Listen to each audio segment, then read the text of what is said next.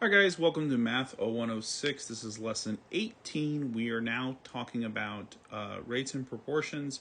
This is part 2 of rates and proportions. Let's look at number 13. Joan can mow a 6-acre field in 2 hours. How long would it take her to mow a 3-acre field? So we know she can do 6 acres in 2 hours. You know what? I wrote acres so ugly, I'm going to rewrite that. So I said 6 acres in 2 hours. And the question is saying, how long would it take her to mow 3 acres? So what I want you to realize is that as I approach the problem, all I'm really doing is I write the first part, first word that comes up, put in numerator, second part in denominator. I then make sure that I write exactly what it is. So 6 acres, 2 hours, 3 acres, X hours. Now, we want these proportions to match up. So you could cross multiply and divide. But what's easier to realize is that, remember we said back when we were talking about PEMDAS, we said multiplication and division are the same thing. So notice that we could divide by 2 here, and that would give me 3. So I can simply divide by 2 here, and that would give me the answer. So 2 divided by 2 is 1, so x is equal to 1, and that's my answer. So just to be clear here, if I did cross multiply, it'd be this times this, and this times this, so it'd be 6x equals 2 times 3 is 6, and then if I divided by 6, I get x is equal to 1. I know we'd get the same thing. So if you understand how proportions work, this problem becomes very simple to do, and I encourage you to do it the first way, and then notice the first way. I also want to stress that here, what I had stressed earlier was that 2 times 3, you write it as 2 times 3, but since 2 times 3 is 6, and the other side I see that it's 6, I just went ahead and wrote 6. So if you rather me write, or if you rather look at the problem as 6x equals 2 times 3 instead of multiply by 6, that's fine. I think we're splitting hairs there. It's not a big deal. Okay, so that was for number 13. Let's move on to 14. All right, 14. Jim drove 168 miles in 4 hours. So again, what you're going to see me do is I'm going to write 168 miles in 4 hours. If he can keep the same pace, how long will it take him to do 504 miles? Okay, so how long means we're looking for hours. Again, I'm not going to get intimidated by 168. I'm curious. It may not be the case, but we may be able to multiply by some value to quickly get to 504. So what I do when I'm not certain, I really don't know, 168 times what gives me 504. And it may not even work out, but I'm going to try. So what I'm going to do is I'm going to look at 8, and I'm going to think 8 times what will give you a 4 in the ones place. And again, this is where knowing your multiplication tables is useful. The only thing that's close enough is 3. 8 times 3 is 24, carry the 2. 3 times 6 is 18, plus 2 is 20. So we'll carry a 2. 3 times 1 is 3, plus 2 is 5, and it's 504. So you can see that I'm betting on the fact that these questions are manufactured to be not that complicated and that they're going to be clean. They don't have to be, by the way, just hoping that they will. And it doesn't take a lot of brain power to try this, and we can see that it works. So all I have to do is 4 times 3 is 12, and something that appears quite difficult is actually pretty simple. So the answer is 12 hours. All right, let's try 15. So number 15 says, on a map of the Thunderbird County Country Club golf course, I can read, 0.5 inches represents 45 yards. How long is the 7th hole if the map shows 3 inches? Okay, so again, 0.5 inches represents 45 yards. And I want to stress that when you do these problems, I really do think that it's critical that you write your units. A lot of people gloss over that fact, and that's where they have their problems. Okay, So what makes this a little bit more complicated than before is that we have 0.5 instead of having a whole number. Now there's two approaches I can have to this. If I want to, I can multiply this by 2 and 2. We know if we double 0.5, we'd get 1, and we'd get 1 yard. I'm sorry, 1 inch. 45 times 2 is 90. 90 yards. 3 inches to x yards. And then I can say, well, okay, 1 times what is gives me 3. 1 times 3 is 3. So 90 times 3. 9 times 3 is 27. Tack on the 0. So it's 270 yards. That's one approach. But here's another one. Let's rewrite the problem. So we have 0.5 inches to 45 yards. And the other side we have 3 inches to x yards. So think of it this way. 3 is really, let me do this in a different color. Sorry, 3.0. So think of it as 5 times what is 30. And we know 5 times 6 is 30, so I just have to multiply the bottom by 6, which, by the way, is the same thing as, so 45 times 6 is pretty daunting to do in your head real fast, but 6 is 2 times 3, so what I'm going to do is 45 times 2 is 90, 90 times 3 is 270, okay? And something interesting is happening here, and this is really why I wrote it out this way. You can see that you're really doing the same thing because I multiplied by 2 here and then I multiplied by 3. And it should be the same thing because you're getting the same answer, right? So it's kind of interesting how you can think in multiple ways, but they always end up giving you the same answer. So there's number 15. I hope that makes sense. Let's move on to the next one. Okay, so let's take a look at number 16. In the rectangles below, the ratio of length to width is the same. Find the length of the larger rectangle. Okay, so they're trying to confuse you by putting, for the first one, 6, which is the longer side on top, and they put x on the other side on the bottom. But remember, if the bottom is x, then the top has to be x. This length has to be x as well because they're the same length. And they're doing the same thing with the width. They're putting on the left side 4, and then they're putting the right side 10. But these two, this is 10, and so this is 10 as well. Just like if this is 4, this is 4. So they're just trying to confuse you by putting it in different positions, but they mean the same thing. So we're doing the ratio of length to width. So I'm going to write L over W to represent length and width. This is another way of saying it because we're not dealing with units. I'm just writing it off to the side. Remember, we said the length is the longer one, so that's 6. The width is 4. On the other side, we have x to 10, right? Length is x, width is 10. So again, there's a couple ways of doing this. We can say, how many times does 4 go into 10? I don't know, but that's okay. Why don't I reduce 6 over 4, they're both divisible by 2 after all, to 3 over 2. And now, very easy to approach, because we know 2 times 5 is 10, so 3 times 5 is 15. And there's my answer. I want to stress that there is actually another way to approach this.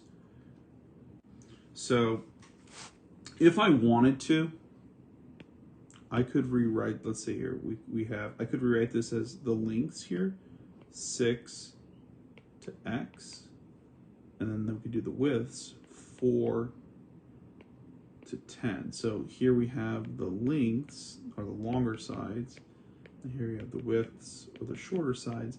And what I want you to realize is the numerators represent the left rectangle, whereas the denominators represent the right rectangles. So if we think of it in these terms, what I want you to realize in this scenario is I would be reducing 4 over 10 by 2, so this would be 2 over 5. This is still 6 over x.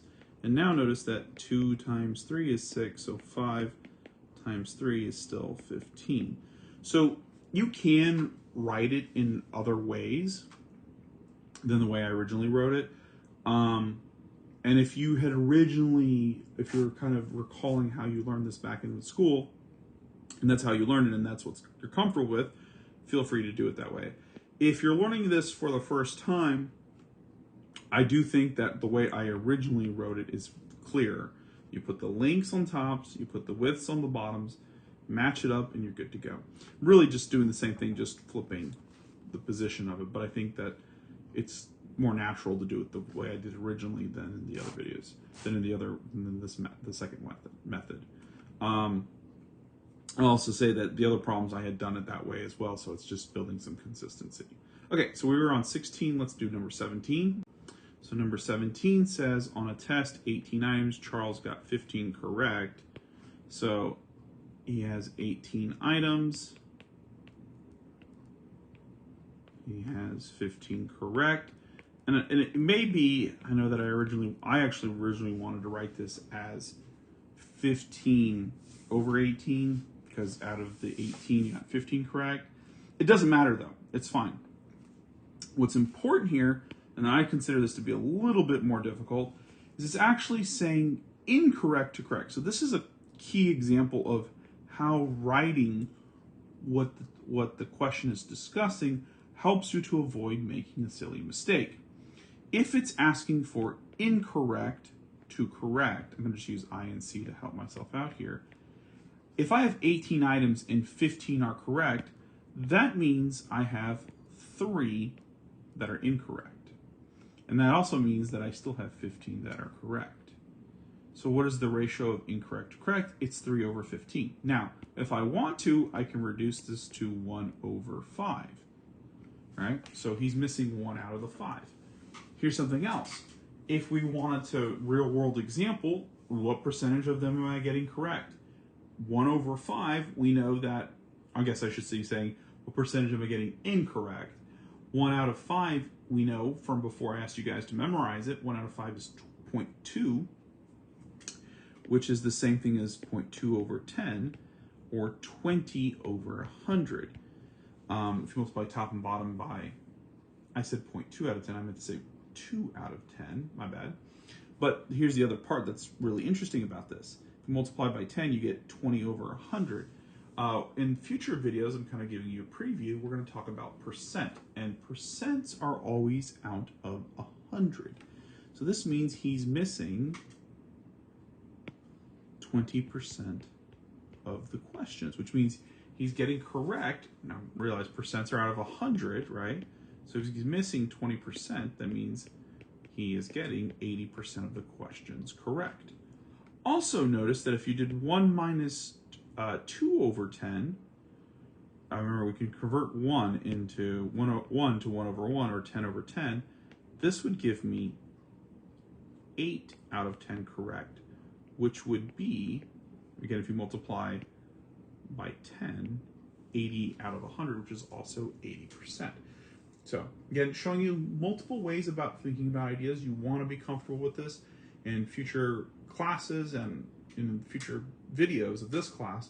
We're going to talk a little bit more about percent, but if you get 20% incorrect, means you're getting 80% correct, because the total percent is 100. Okay, so hopefully that makes sense, and we're going to move on to number 18. So let's take a look at number 18. It says, if 3 dozen eggs cost $6.27, so let's write that out. So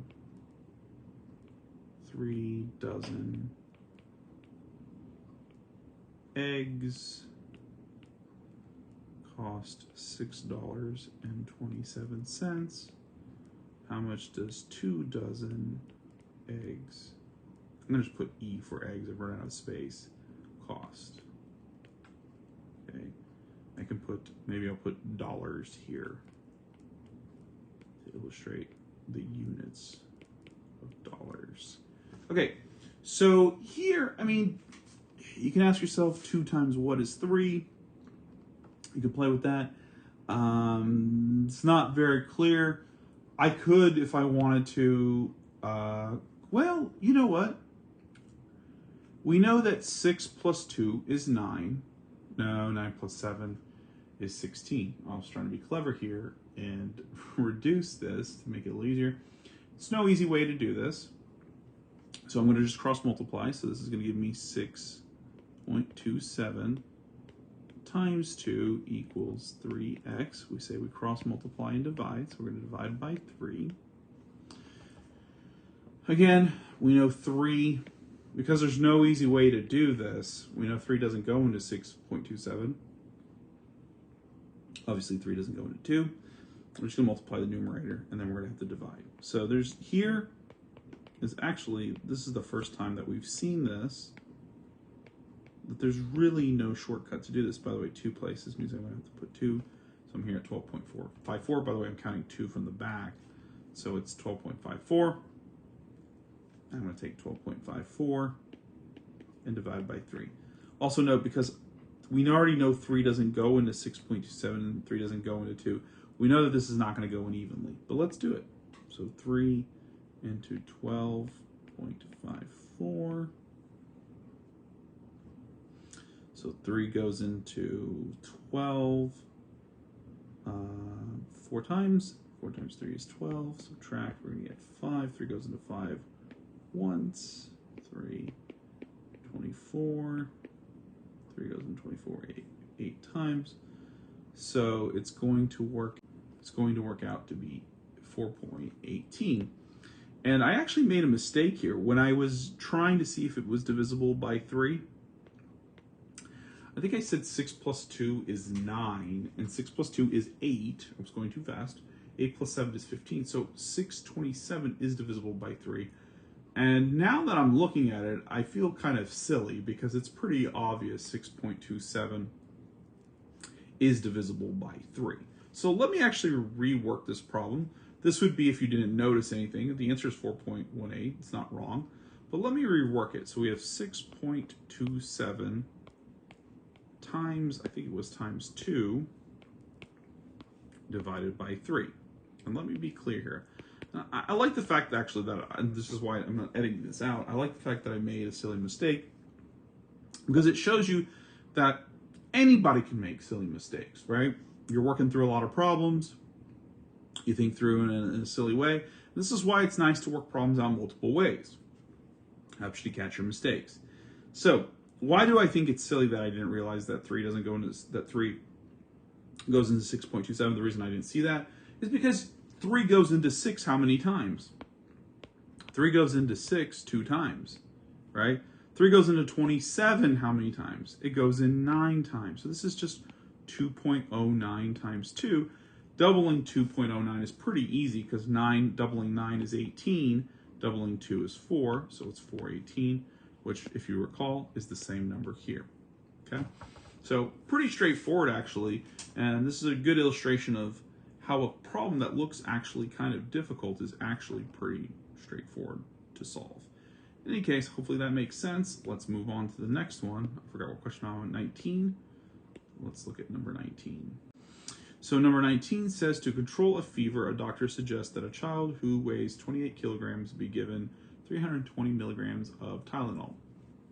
If the dosage is proportional to the child's weight, how much Tylenol is recommended for a child who weighs 35 kilograms?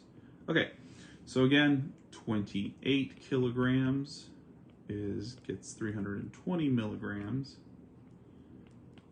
We are using the British system here, and if we have 35 kilograms, and this is again very important, pay attention to your units because sometimes they'll mix up the units to try to confuse you.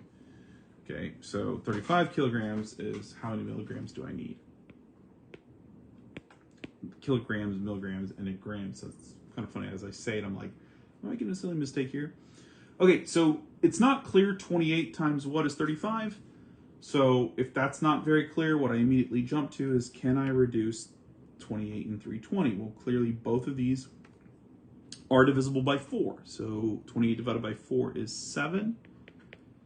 320, I'm not really thinking 320, I'm thinking 32 divided by 4 is 8. So this is 80 milligrams. And now when I look at it, I'm really asking myself the same question again. Can I put 7 times what is 35? So 7 times 5 is 35. So I just have to multiply 80 by 5, and that'll give you my answer, which is 8 times 5 is 40. Tack on another 0, 40 milligrams. So if you think about it and you approach it the way that I've been discussing, you realize these problems are actually pretty straightforward. They look intimidating, but they're actually pretty simple. Okay, number 20. Number 20 says we have a leaky hose, loses 35 gallons of water. I'm just going to put 35 gallons in a week, in 1 week. Now, I cheated. As I was saying 1 week, I was reading the second part. It says, what is the rate of gallons per day? So 1 week is 7 days. They're trying to trick you by giving you ugly numbers. We want to know in 1 day, how many gallons am I losing? Okay. So this is more about, can you read carefully days and weeks? They're writing in, and they're assuming that you know that 7 days is in 1 week. For the most part, I'll state things directly. If you get into more advanced classes, they're going to assume that you already know things like there's, I don't know, there's 3,600 seconds in 1 hour, for example, things like that. There's 5,280 feet in 1 mile. So these are, it all depends upon how far you want to go. If you plan on getting into something like trigonometry, then you're going to have to end up memorizing things like that. If your goal is just to, I think, getting to like college algebra, it's not going to be really required. So it just depends on how far you're looking to go. In any case, hopefully you, as I was talking about conversion rates and classes, you were looking at this problem and you were thinking, man, I do not want to, well, I guess you could say 7 divided by 7 is 1, so then you have to just do, let's just do it that way. 35 divided by 7 is what? We saw that actually earlier, it's 5, so the answer is just 5. When I originally was looking at this, I thought 35 divided by 7 is 5. I'm kind of saying the same thing, but I was thinking of it vertically versus horizontally. And this is just a byproduct of how you look at it. And this particular problem, either way, is pretty straightforward. So now I have a matching, so then it's still 5, right? So it doesn't matter. They become the same thing. And in any case, that is it. We have finished this. Hopefully this makes sense at this point. Again, I want to stress that as you watch these videos, I hope that you're reworking the problems. If all you're doing is watching me solve the problems, that is not actually beneficial. You should be actually solving the problems on your own, and then seeing if your answer is matched with mine. If you fast forward to the point where you see the answer, hopefully you're stopping and you're saying, hey, if you see something different than what you've written and different than the work that you've done, you're watching up to that point. That's the most efficient way of seeing how to do it. And actually, you'll pay attention more because you're more invested in the problem. In any case, hopefully you guys, if you have questions, again, once more, please post a comment, please email me, and I will respond to you as quickly as possible so I can give you a response. And if all is good and well, then I will just see you in the next math video.